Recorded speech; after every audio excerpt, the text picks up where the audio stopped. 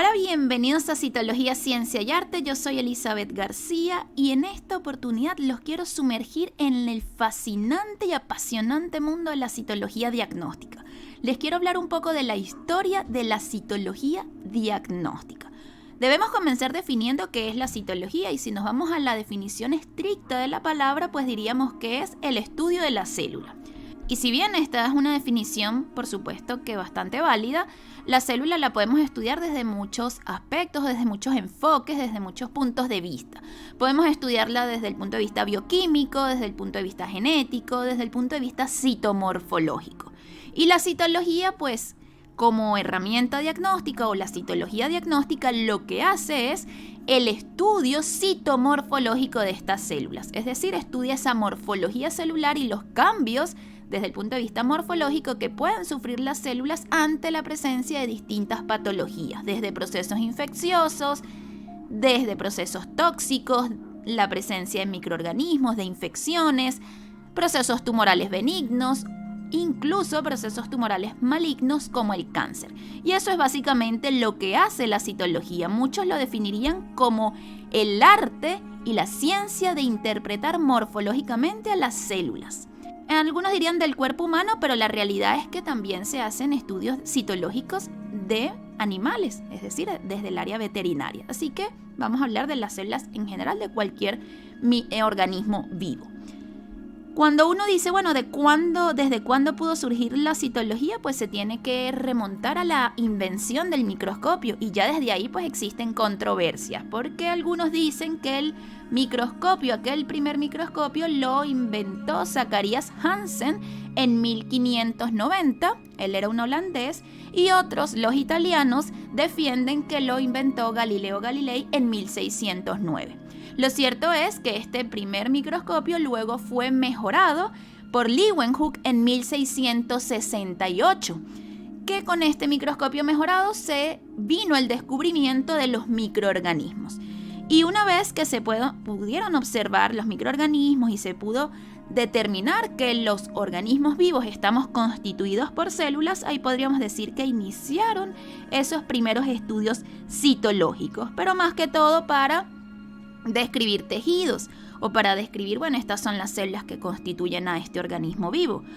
Pero desde el punto de vista de la anatomía patológica no se hizo como especial uso del microscopio. De hecho, patólogos bastante reconocidos como el italiano Giovanni Battista Morgani o el francés Marie-Francois Xavier Bichat o el británico Matthew Bailey no utilizaban el microscopio. De hecho, rechazaban el uso del microscopio por más de que ya había sido inventado para su época. Sin embargo, no fue sino hasta finales del siglo XIX cuando un fisiólogo y anatomista alemán, Johannes Müller, realizó los primeros exámenes citológicos en 1838. Durante su trabajo en Berlín, Müller observó células tumorales en muestras tomadas de tejido tumoral después de la extirpación quirúrgica. Posteriormente, los exámenes citológicos se realizaron para diagnosticar diferentes enfermedades tumorales. Lebert, otro patólogo alemán, examinó muestras de derrames, secreciones traqueoalveolares y de orina. Para el diagnóstico de enfermedades dermatológicas, los primeros exámenes citológicos fueron realizados por Arnauld Sank, dermatólogo francés, y de ahí surge el test de Sank, gracias a este médico. En el año 1858, el alemán Rudolf Virchow estableció la teoría celular, la cual tiene 4 principios, en los cuales se establece que todos los seres vivos están formados por células, que todas las células provienen de una célula anterior, que todas las funciones vitales están relacionadas con las células y que las células también tienen material hereditario. La citología hormonal se inició con Pouchet, médico y profesor de zoología del Museo de Historia Natural de Rouen, quien descubrió los cambios citológicos en material fresco de secreción vaginal de la mujer. Pero es realmente Conmorau quien comienza el estudio de la citología vaginal hormonal. Este investigador presentó en 1899 a la Sociedad de Citología de París sus observaciones sobre los cambios cíclicos en la vagina de los roedores pequeños.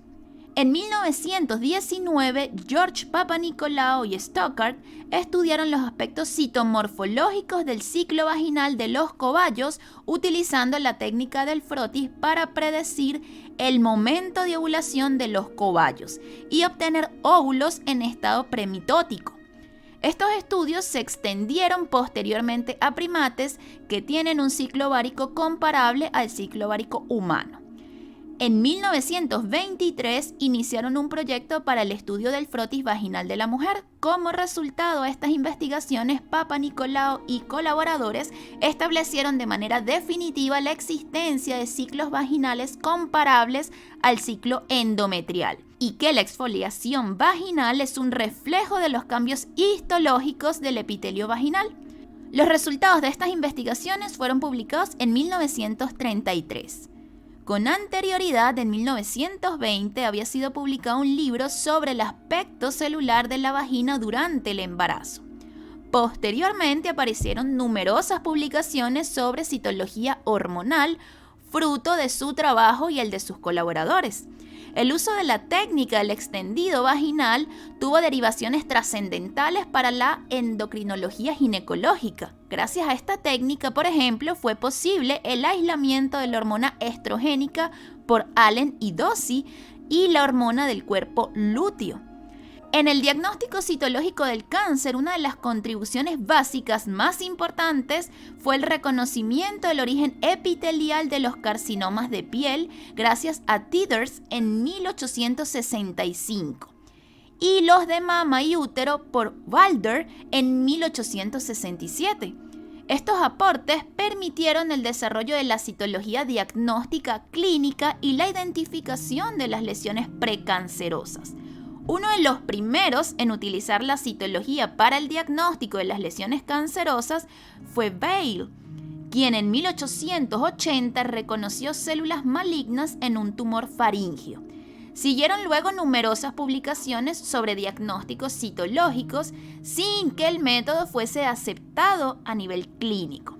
En 1923, George Papanicolaou, quien desarrollaba un proyecto de investigación sobre el extendido vaginal, reconoció células anormales malignas en un cáncer de cérvix. Muy sorprendido por su observación, se dedicó al estudio de la citología del cáncer ginecológico. En 1927 presentó sus resultados en una conferencia en Battle Creek, Michigan. El trabajo, titulado Nuevo diagnóstico del cáncer, describía las células malignas en los extendidos vaginales. Fue publicado en los Proceedings del Congreso en 1928, pero no despertó mayor interés en la comunidad científica médica de aquel momento.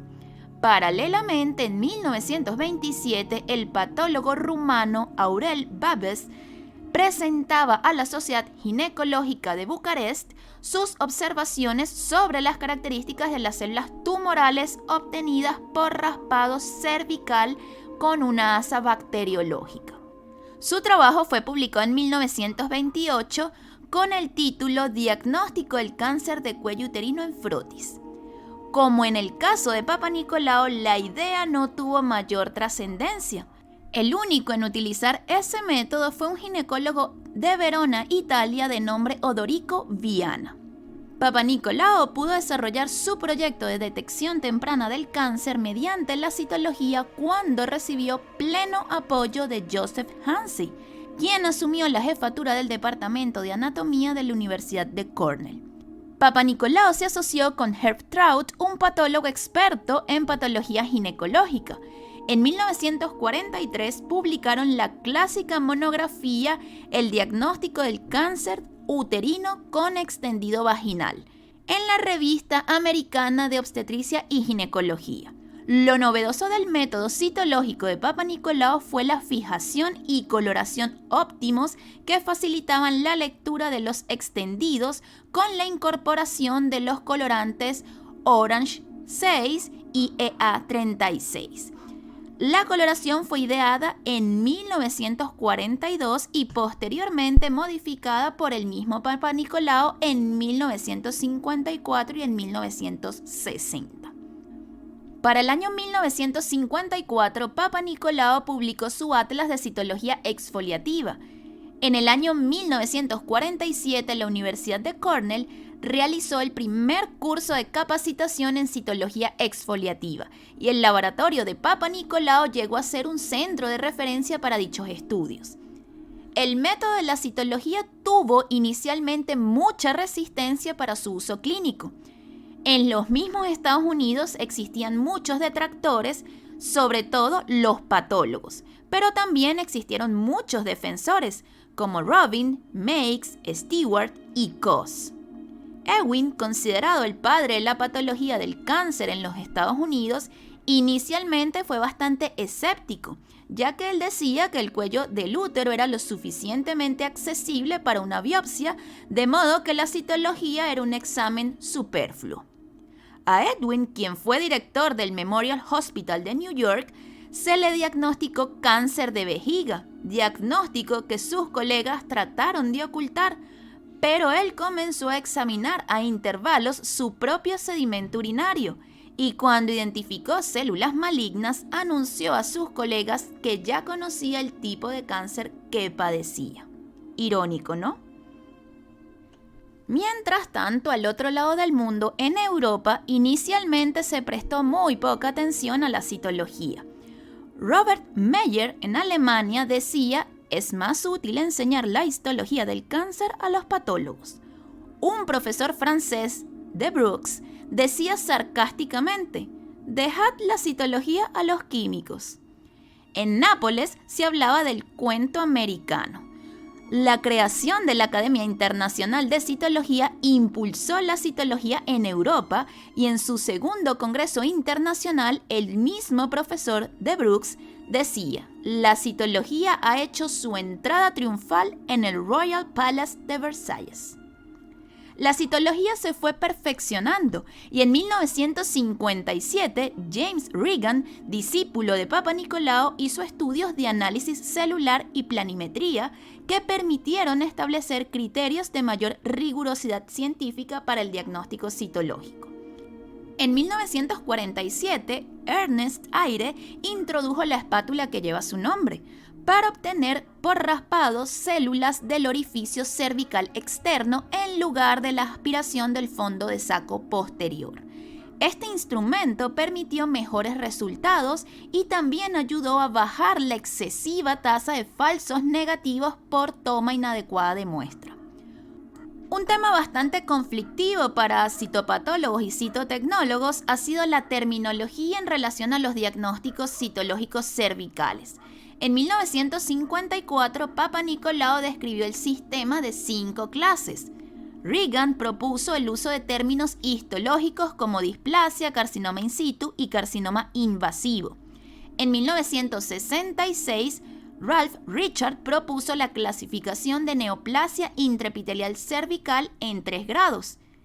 En 1988 se realizó la primera reunión en Bethesda, Maryland, una reunión convocada por el National Cancer Institute para revisar la terminología de la citología cérvico-vaginal.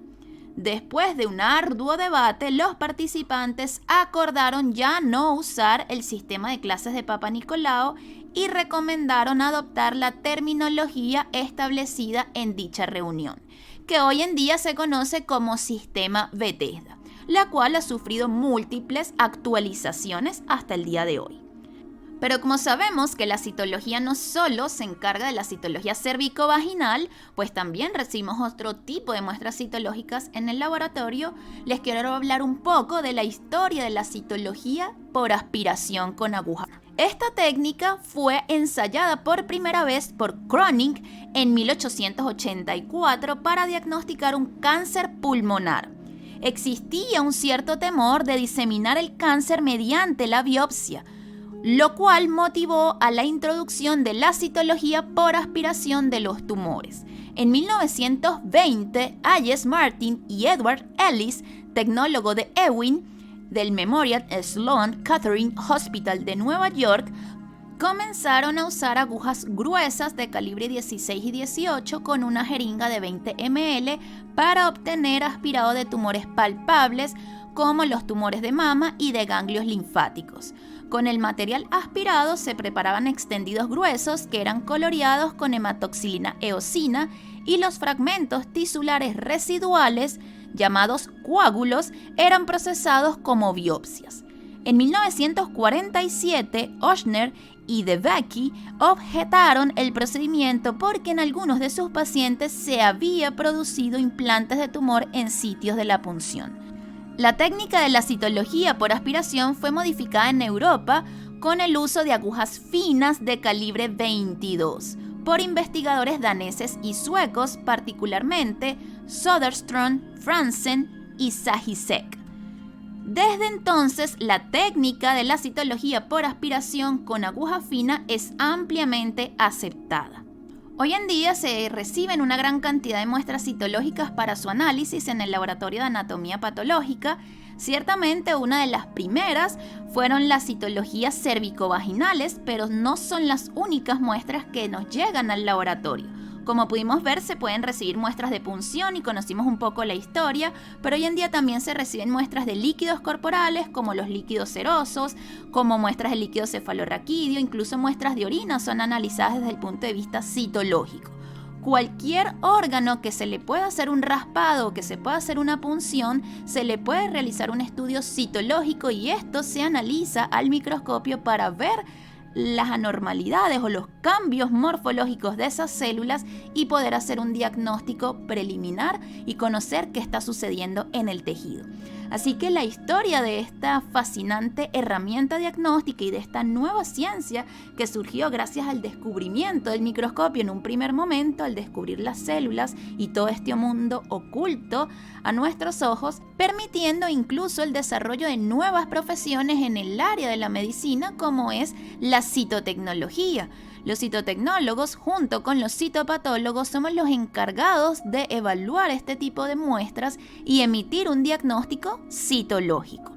Espero que haya sido de interés y de conocimiento para ustedes, que hayan conocido un poco más de la historia de la citología y que vean que no fue tan sencillo que se implementara esta herramienta diagnóstica. Como todo en la historia, como todo descubrimiento, como todo invento, al principio hay quienes se oponen, hay quienes lo apoyan. Esto no es algo novedoso, siempre ocurre, pero bueno, finalmente fueron más los que apoyaron y hoy en día es una herramienta diagnóstica súper útil que facilita el diagnóstico de muchas patologías y en lo que es el cáncer de cuello uterino es una herramienta súper valiosa para la prevención de este tipo de cáncer. Espero que haya sido de interés, no olviden darle like, no olviden suscribirse a nuestro canal, comentar qué les pareció este video y nos vemos en un próximo video. ¡Chao, chao!